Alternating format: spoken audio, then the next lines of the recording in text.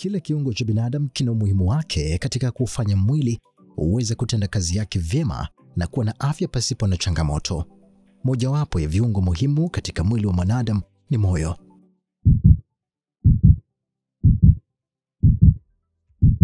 ambao kazi yake husukuma damu kupitia mishipa ili isambae sehemu mbalimbali mwilini, na inakadiriwa moyo hudunda takriban mara 100,000 kila siku.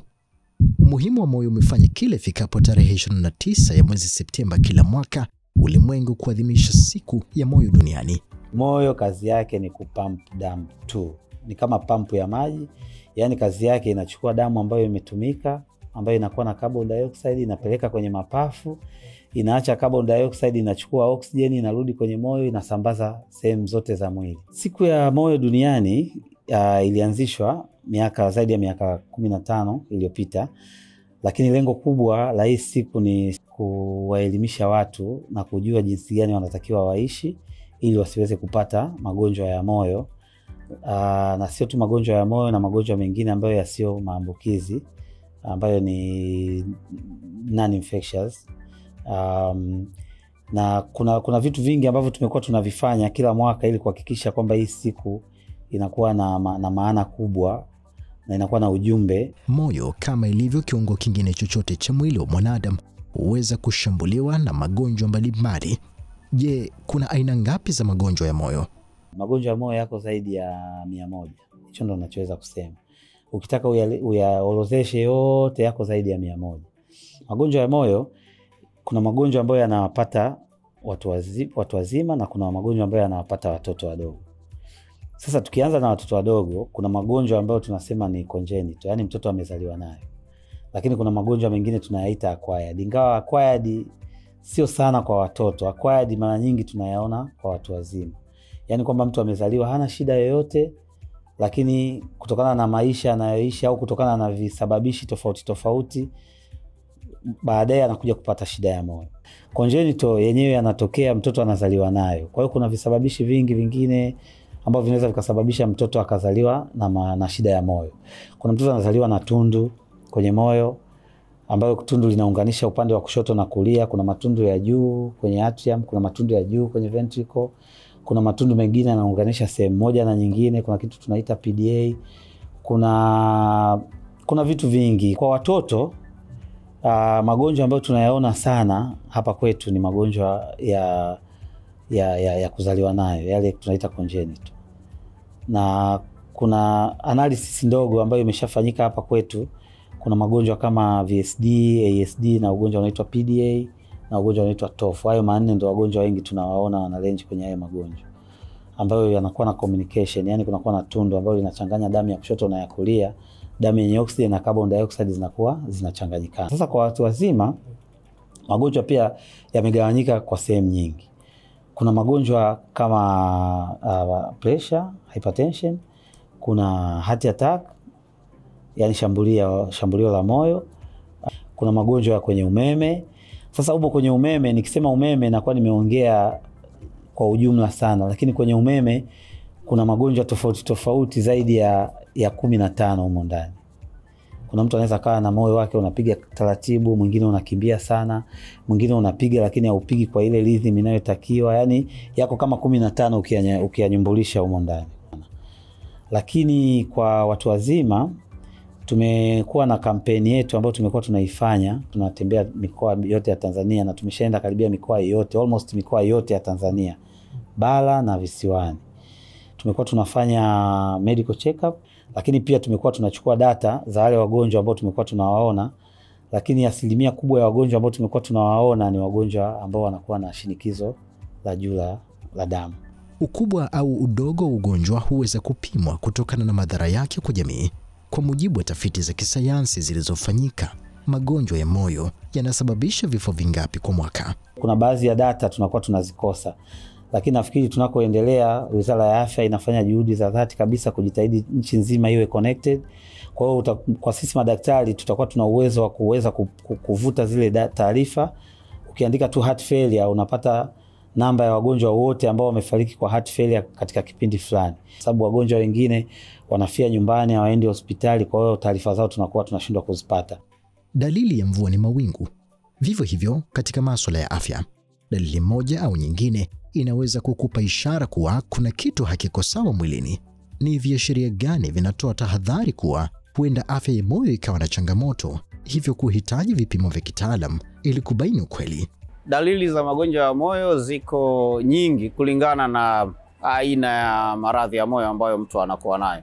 Lakini viashiria ambavyo mara nyingi na vinatokea kwenye aina nyingi za maradhi ya moyo ni kama kusikia hali ya moyo kwamba unauhisi moyo unakwenda haraka haraka, kwa sababu si kawaida kwa mwanadamu kuhisi moyo wake ukiwa unadunda.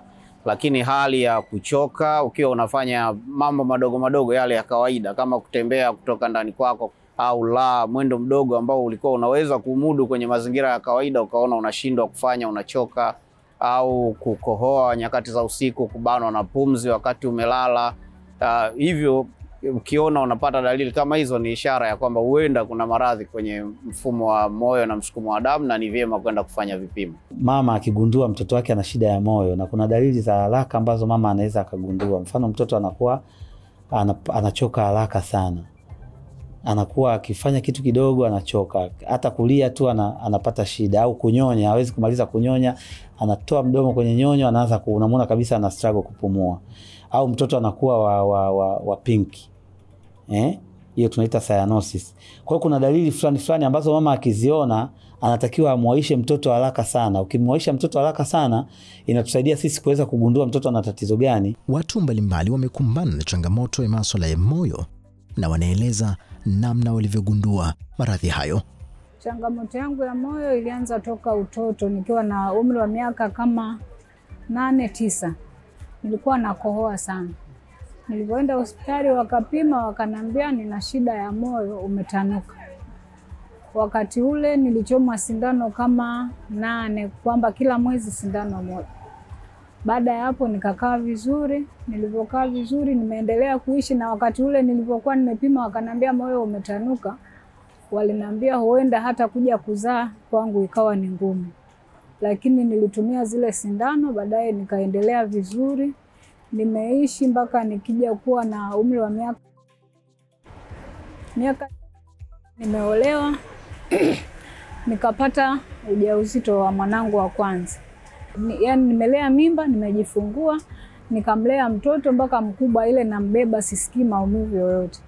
Lakini mwaka juzi 2023 ndio tatizo likarudi. Nikaanza kusikia maumivu. Unasikia maumivu hapa, kwamba tumezoea kwa moyo wao unakuwa hapa.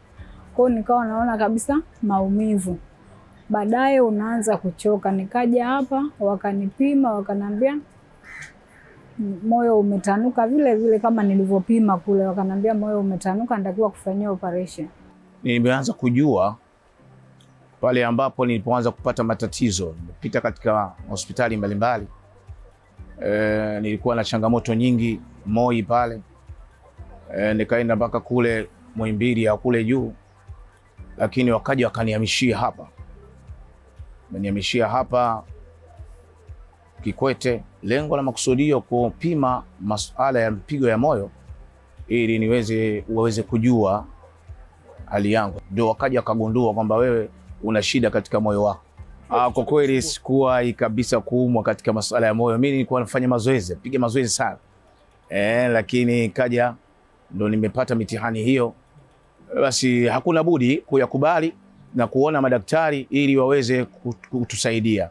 Ingekuwa ni vigumu kwa wengi kugundua kuwa wanasumbuliwa na changamoto ya moyo kama wasingefanya uamuzi wa kupata vipimo vya afya ili kubaini mzizi wa tatizo. Jamii ina mtazamo gani kuhusiana na kupima afya ili kutambua hali walizonazo? Mimi naona jamii tujenge utaratibu wa kwamba kucheki afya zetu, labda ile tunavyosema kila mwezi, na usicheki kwamba ninaumwa leo sasa niende hospitali nikacheki afya. Hebu tujenge utaratibu wa kwamba hata kama siumu hicho kitu, ngoja niende nikacheki nipoje. Wengi wamejenga kwamba nikienda kucheki labda nikakutana na sukari nitajipa pressure. Kwa bora mtu asitambue tatizo alilonalo, aishi nalo vile, alafu yani kwamba yeye ataishi kwa amani kuliko akitambua tatizo alilonalo. Lakini kumbe mimi nafahamu ukitambua tatizo lako utajua jinsi ya kulimonita mapema, alafu baadaye ukakaa vizuri. Kwa hata mimi najilaumu kwamba ile 2023 isingekuwa ni shida ya pesa nikafanyiwa pale, isinge nipelekea ile hali ya kuja kuwa na hali mbaya mpaka mtu hujitambui, na hata matibabu na maana huku yanachukua muda mrefu. Ukija huku wanaweza wakaona tatizo lako ni kitu gani, wakakuweza kukutibia kutokana na vile vipimo ambavyo wewe ulivyovipima. Kwa binadamu wa kawaida lazima ufanye check up, kwa sababu sasa hivi maradhi ya kwa aina nyingi. Kwa hiyo utakapofanya check up, maana yake umefahamu tatizo lako liko wapi. Kwa hiyo inaweza kwa rahisi kwanza kuenda kwenye hospitali zile zinazohusika ukafanya matibabu. Kwa hiyo hiyo ni mojawapo ya maisha ambayo tunatakiwa tuwe nayo wa Tanzania. Nishawahi kucheki, ilikuwa ni kama camp imeingia kwa maeneo ya Mbagala. Na mimi nikawa mmoja wapo nimeshiriki katika hiyo camp katika kucheki. Nilivyofanya check up wakaniambia, wewe moyo wako uko sawa sawa, hauna haja ya kupewa transfer ya aina yote kwenda sehemu nyingine kwa matatizo. Kwa hiyo nikawa nimejiridhisha na nimeendelea na maisha yangu kama kawaida. Kuna wakati nilikuwa napata changamoto kidogo ya afya. Nilikuwa mapigo ya moyo yanaenda mbio, alafu ikinishika hivyo siwezi kutembea. Kwa hiyo inabidi nikae chini nipate maji au soda ya Fanta, alafu ndo hali inatulia. Kwa hiyo nilipoona hiyo hali nikafikiri nina shida ya moyo. Kwa hiyo nikaja hapa Jakaya, nikafanyiwa vipimo vitatu hivi, nikakutwa sina shida. Nilifurahi sababu ile hali ilinifanya nijione kwamba nina shida kabisa ya moyo. Lakini baada ya kupima nikajiona kwamba niko huru. Kuna muhimu sana kwa sababu sisi tunatembea, lakini tunatembea na maradhi. Sasa tusipocheki kwa vipimo ukajua, unaweza kukuta kwamba unajua bado ugonjwa unaanza. Sasa kama unaanza unapata dawa unapona, lakini tukiendelea kukaa bila kufanya vipimo, unakuja kupima unakuta uko too late. Kwa hiyo hata kutibu inakuwa umeshachelewa. Yaani unakuta watu wengi anajisikia vibaya na nini, anashindwa kutambua afya yake ikoje.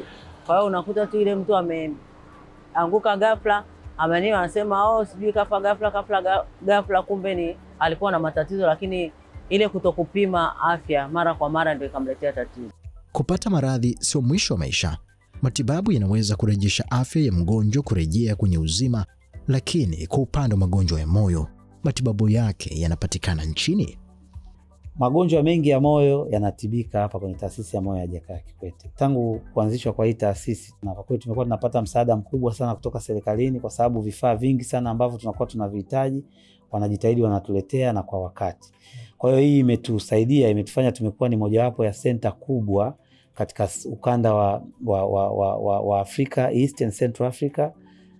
Kuna matatizo mengi ya watoto ambayo yanatibika. Mfano watoto wenye matundu, kuna time ambayo muda fulani ukishapita hata uwezi tena ukaliziba hilo tundu. Kwa hiyo mtoto akija mapema zaidi ni rahisi kumtibu na kuweza kusolve kabisa hilo tatizo lake. Hata kwa watu wazima, mfano haya matatizo ya pressure, unaweza ukazuia, lakini ukishapata pressure, ukiweza kufuatilia vizuri matibabu ya maelekezo ya daktari, unaweza ukakuta unakaa vizuri na pressure yako inakaa vizuri na maisha yako yanaendelea. Kwa watu wanaokuja na heart attack, mishipa imeziba, tuna uwezo wa kuitibu, tukazibua ule mshipa na mgonjwa akaendelea na maisha yake kama kawaida. Kwa hiyo unaweza ukajionea tu mwenyewe ni jinsi gani tumeprogress, tumeadvance kwenye matibabu ya moyo. Asilimia kubwa ya matibabu tunafanya hapa. Utafiti wa kisayansi unathibitisha magonjwa ya moyo yanatibika, na kupitia matibabu ya kitaalam mgonjwa anaweza kupona maradhi ya moyo. Lakini Jasiri haachi asili. Ipi nafasi ya tiba mbadala katika magonjwa haya? Mimi swala la tiba mbadala huwa siko negative sana na tiba mbadala, kwa sababu ukiangalia dawa nyingi zimekuwa derived kutokana na mitishamba. Kuna dawa ya malaria imetokana na mmea unaitwa cinchona tree. Kwa hiyo ukiangalia, ukifuatilia, utagundua dawa nyingi zimekuwa derived kutokana na mimea, mitishamba. Lakini mitishamba ugumu wake unakuwa ni kwa sababu hakuna vipimo maalum, alafu na kujua dawa fulani inatibu kitu gani.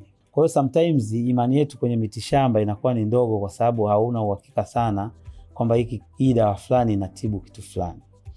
Mfano mimi ukiniuliza, daktari, kwa nini mgonjwa wangu umempa mfano wa amlodipine, naweza nikakupa trial, yani ushahidi wa tafiti zaidi ya 30 ambazo zimefanyika zinazonielezea kwamba ukimpa mgonjwa mwenye pressure kiasi fulani ukampa amlodipine, baada ya muda fulani pressure yake inatakiwa iwe imeshuka kwa kiwango fulani. Tanzania wamekuwa wakichanganya vitu. Nakuta mtu anakuja hospitali lakini anatumia na tiba mbadala. Hiyo ni changamoto imekuwa kubwa sana, especially mimi nimeona kwenye magonjwa mengine ambao unakuta mtu amepata changamoto, baada ya kuja hospitali amekimbizana na tiba mbadala, amezidiwa tena, amerudi hospitali amekuta iko too late, nakuta kifo kinamtokea. Kwa hiyo ni changamoto kubwa sana. Kwa hiyo mimi nafikiri kitu kikubwa ni tutibiwe hospitali na sio tiba mbadala. Tutibiwe hospitali.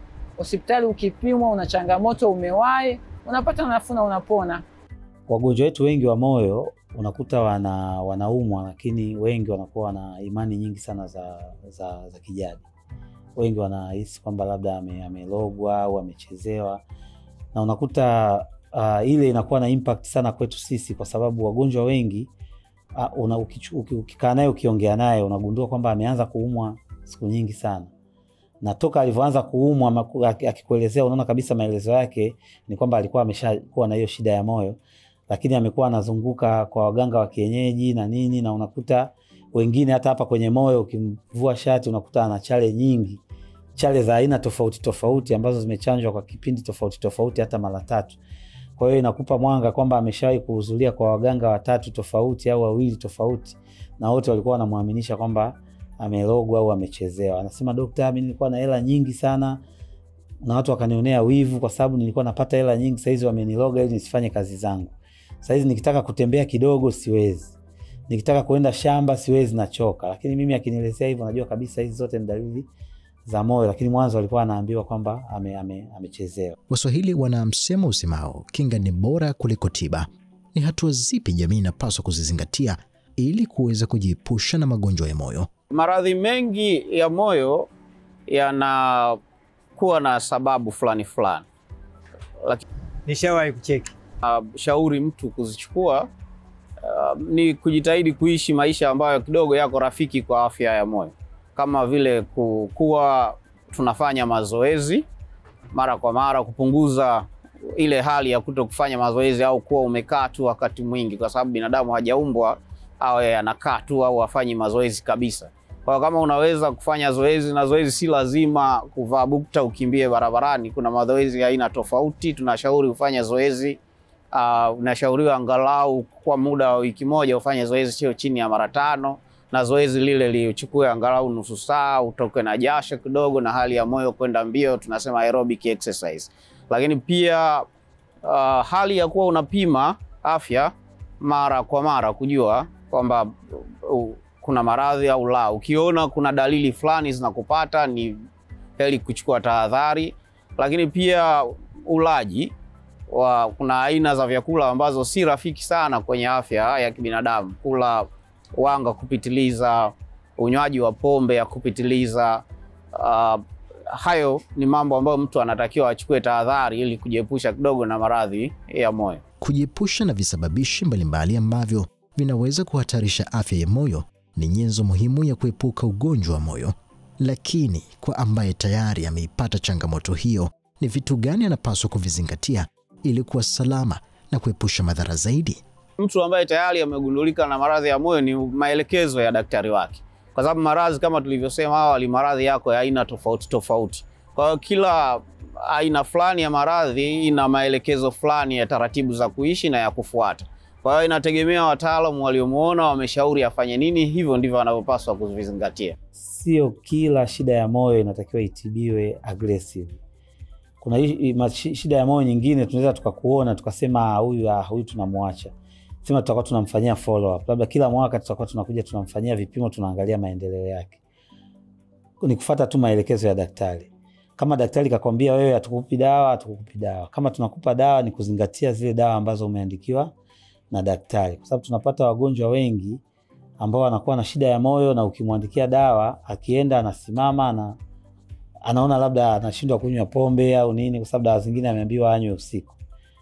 Kwa hiyo anaona hapana, mimi nitakaaje sasa na washikaji pale kijiweni.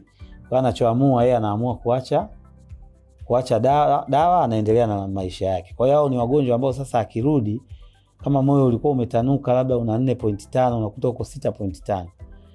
Kwa hiyo hata kurudisha tena kwenye saizi yake ya kawaida inakuwa ni ngumu sana kuliko ilivyokuwa pale awali. Kwa mujibu utafiti wa shirika la afya duniani WHO wa mwaka 2022, watu takriban milioni 18 hufariki dunia kila mwaka kutokana na ugonjwa wa moyo. Wataalamu afya wanafanya jitihada gani ili kuongeza uelewa kwa jamii kuhusiana na ugonjwa wa moyo? Sisi tunashukuru serikali yetu kiujumla kwamba imekuwa pamoja sana na sisi katika kutusupport kwenye kufanya mambo mengi ambayo yanafika kwa jamii. Tunafika sana kwa jamii, tunatoa elimu mbalimbali, tunatoa elimu kama hivi tukikutana na wenzetu kama ninyi wa vyombo vya habari, lakini tumekuwa tukifika karibu kila wilaya, kila mkoa wa Tanzania na kuwa na kambi maalum za matibabu ya moyo. Huko kwenye kambi tunatoa mihadhara, tunafundishana vitu tofauti tofauti vinavyohusiana na maradhi ya moyo, lakini pia tumekuwa sana kwenye mitandao. Kwenye mitandao ya jamii tunapatikana kirahisi, unaweza ukafuatilia mitandao yetu ukajua vitu tunavyofanya, na pia tuna taarifa nyingi ambazo tunazifikisha kwa jamii ili watu wawe na uelewa kuhusu maradhi ya moyo. Sisi ya moyo ya Jakaya Kikwete tumekuwa tunatumia majukwaa tofauti tofauti kuelezea watu yani dalili na madhara na vitu gani vya kufanya ili kujikinga na magonjwa ya moyo. Kwa hiyo tuna vipindi ambavyo tumetengeneza vingi sana kama hiki hapa ninachokifanya sasa hivi. Nia kubwa ni kuelimisha kwa sababu TBC inafika Tanzania nzima na nje ya nchi. Kwa hiyo kuna watu wengi ambao wanafaidika na kipindi kama hiki. Jamii inapewa wito gani wa kuzingatia kanuni za afya na mfumo wa maisha kwa ujumla ambao hautaleta athari katika ufanyaji kazi wa moyo na hatimaye kusababisha changamoto ya magonjwa ya moyo? Wito ni kwamba watu tujenge tabia ya kupata vipimo, lakini tuangalie sana masuala ya chakula pia. Kwa sababu hata huku kishafanywa operation hiyo kuna ushauri wa vyakula fulani unavyopewa. Unaweza kukuta mtoto ni mdogo anapewa vyakula fulani mafuta sana nini, yani anakula milo ambayo sio afya sana kwake. Kwa swala la chakula nalo pia tuzingatie. Ukiona kwamba wewe tayari pumzi zako zinakuwa mtihani au uzito, mwili wako ni mzito, wakupime huo moyo wako ili waweze kupata dawa mapema sana. Ukipata mapema dawa itakusaidia wewe yale maradhi yako yasiweze kuzidi. Maana kuzidi nako inakuwa ni athari kubwa sana. Ninawashauri wahudhurie kliniki mara kwa mara, na wanaposikia zinakuja hizi kuna kutokaga fursa mbalimbali kwamba mnatakiwa kupima bure afya zenu, wajitokeze kwa wingi kwenda kupima ili wasije wakapata madhara kama hayo. Wanaposikia camp ya aina yote ya kucheki, madaktari bingwa wamekuja kwa ajili ya kufanya check up ya mambo fulani, lazima washiriki katika, kwa sababu ukishiriki ukifanya check up utaambiwa bwana wewe utakuwa na tatizo fulani. Kwa hiyo kama kuna uwezekano pata referral hii, nenda hospitali kubwa wakaanze kukuchunguza kwa zaidi. Kwa hiyo ni favor mojawapo ambayo umepewa. Sasa ukiwa unaendelea kuishi tu unangojea mpaka uumwe ndio uanze kukimbizana hospitali, utakuwa umepata shida sana. Kuna mstari mmoja kwenye vitabu vya dini unasema linda sana moyo wako kwa sababu hapo ndipo zinapotoka chemichemi za uzima. Kwa hiyo jitahidi kufuata taratibu za afya ya moyo, fanya mazoezi, jitahidi kufuata maelekezo ya jinsi ya kuishi katika mazingira ambayo yatakufanya afya yako ya moyo iwe thabiti, kwamba ufanye mazoezi, angalia kuhusu unywaji, tuangalie kuhusu uzito wetu, tuwe na tabia ya kupima mara kwa mara, kufanya vipimo vya kuangalia afya yetu. Hivyo ndio vitu vya kuvifanya. Natoa wito kwa Watanzania wote, tujilinde, tuishi maisha yenye afya, tunaita health life. Tukinge moyo wetu, tuupende sana kwa sababu moyo ndo kila kitu, moyo ndo pump. Tukifanya vitu ambavyo vinauweka moyo katika hatihati, katika riski ya kupata shida, maana yake ni kwamba unajimaliza we mwenyewe. Na tukiweza kuwahi mapema hospitali, kinga ni bora kuliko matibabu na gharama zake ni nafuu kujikinga kuliko kufanya matibabu ya moyo. Maendeleo ya sayansi na teknolojia katika tiba yamesababisha sekta ya afya ya Tanzania kupiga hatua kubwa katika suala zima la matibabu ya moyo, na hivyo kutolazimika kwa wananchi kusafiri nje ya nchi ili kufuata matibabu kama ambavyo ilifanyika miaka ya nyuma. Uboreshaji wa sekta ya afya unaenda sambamba na mwamko wa wananchi kuzingatia kanuni za afya na lishe bora. ili kulinda moyo dhidi ya maradhi. Afya yako ndio uhai wako. Linda moyo wako, utunze maisha yako.